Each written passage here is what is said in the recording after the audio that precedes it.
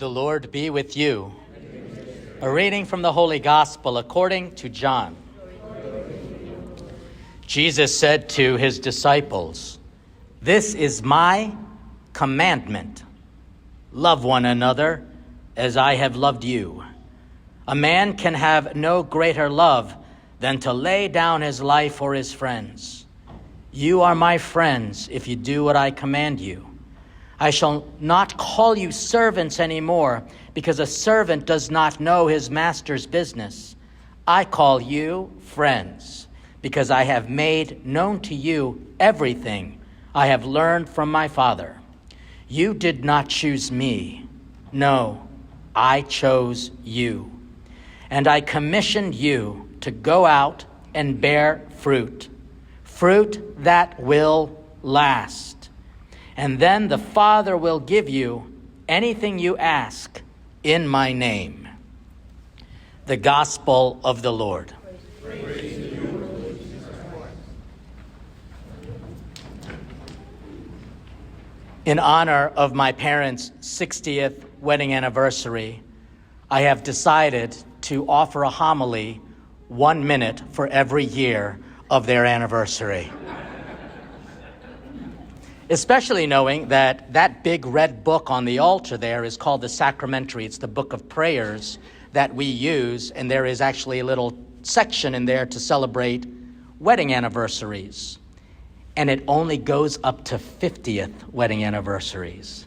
So in a unique way, my mom and dad, through the grace and the mercy of God, have even surpassed the intentions of the prayers in our official book of prayers.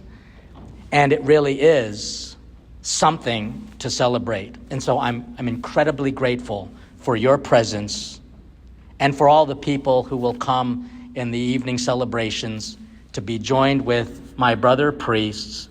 We have Father Colin Poston, the pastor of St. Bartholomew in Manchester. We have the judicial vicar for the Archdiocese of Baltimore, Father Jojo Opaldo, and Father Pete Littoral, who's the pastor of St. John's in Hydes. And it is really a wonderful experience as a priest to do something like this for my mom and dad. Because in the church's teaching, there are actually 2 sacraments that are, this is canon law, so I'm not making this up like most of my homilies, okay? But the canons of the church, and we have a judicial vicar with us to make sure I'm saying this correctly, there are 2 sacraments that bring holiness into the world: priesthood and marriage. And it's interesting that the church describes marriage in a few different ways. Let me explain. We call the church the great institution of marriage. And when you think of institution, you think of higher learning, you think of education, because that's what marriage is supposed to do. It's supposed to actually educate society. So the more faithful marriages, the more society will be educated. And all you have to do is look at statistics to know that I am not making this up.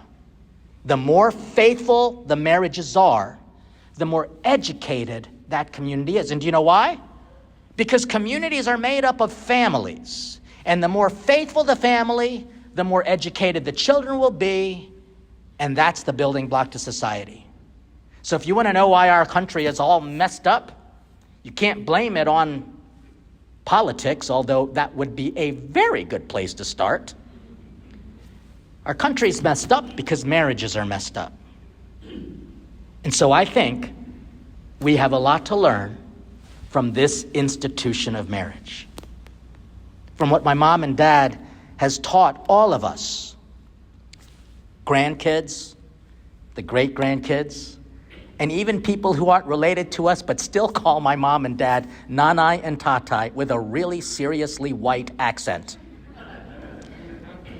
We look to you, Mom and Dad, because you have taught us a lot.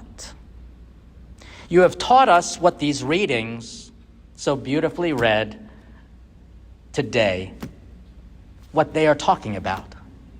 How God had a plan for the two of you, and you're just simply fulfilling God's plan. Isn't that a great gift? Wouldn't we all want to know what God's plan is for us? Well, guess what? It takes faithfulness to understand that. It's also about this idea that we have to put on love the way we put on clothes. And that's something that you have to renew every day. Because if you wear the same clothes all the time, you're not only going to go out of fashion, you're going to kind of stink. And that is why love has to be put on anew and refreshed every day. And that can be done. In the same way, us priests, we have to renew our vows, not just on our priestly anniversary, but every day of our life. Marriage requires you to renew proactively and intentionally your love for each other. Because I know that there were days when my mom and dad's love was tested. But I also know testing makes us smarter and stronger. And I can say that my mom and dad are going to become, with God's grace, saints. Especially since they had to raise my siblings. And that's, again, why marriage is an institution. They had no clue what they were going to do 60 years ago. They had no idea the kind of struggles and the challenges that they would face.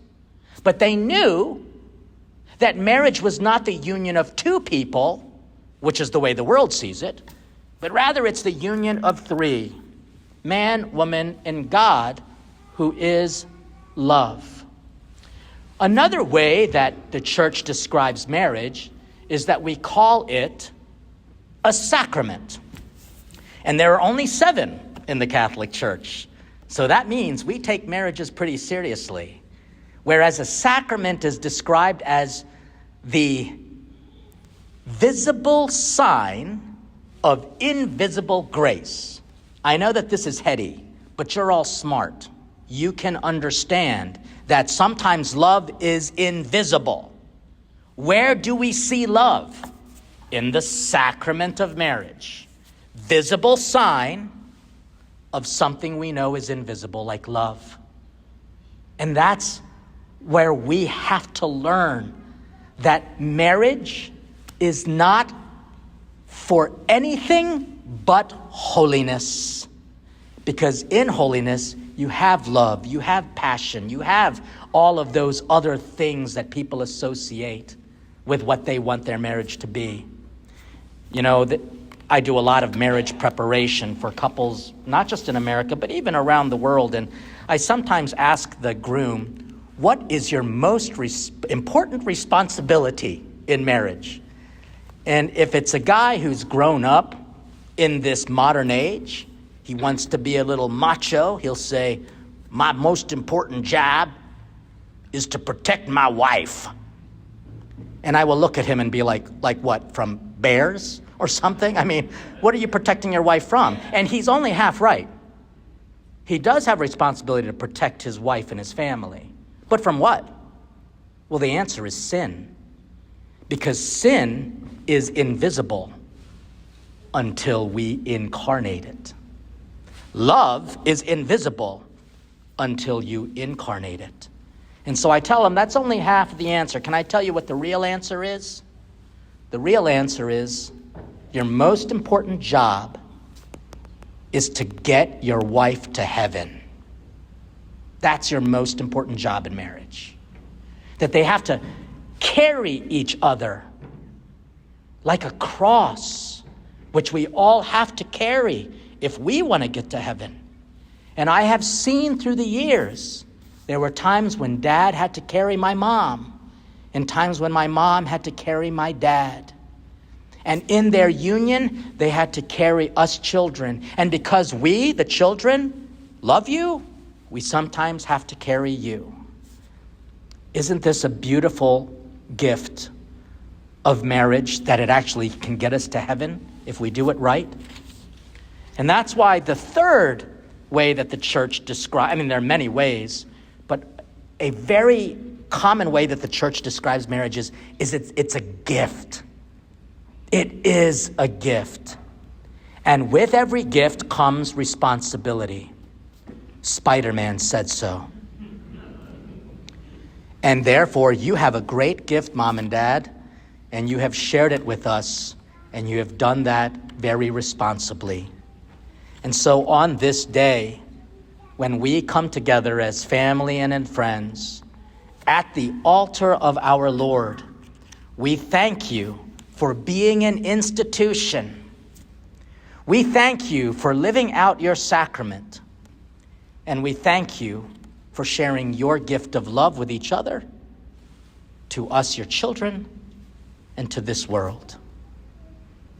I'm so glad to know that Mom and Dad, you are still very young in many ways, because we look forward to celebrating even many more years of your love for each other.